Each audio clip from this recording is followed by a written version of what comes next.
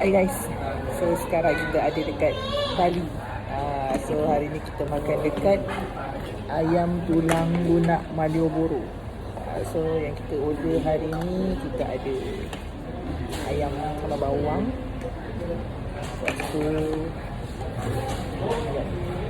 kita order ayam salted egg. And then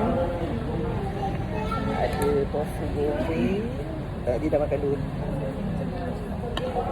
Yang ni lagi sayur asam.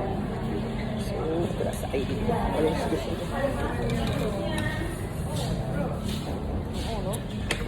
Sedap ni. Dia punya orange tu tak macam air orange yang kita beli dekat Malaysia. Dia pure orange. Kita makan tu. Sedap.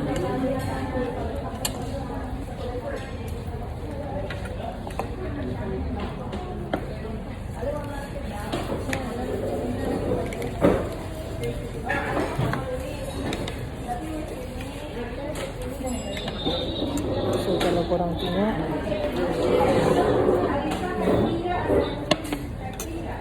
ni ayam dia. Dia kata boleh makan dengan tulang. Ni ada tulang dia tu. Kita try. Bismillah. Kita makan.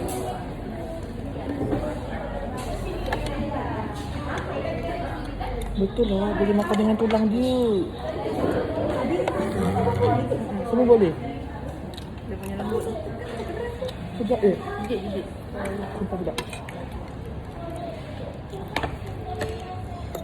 Dia tak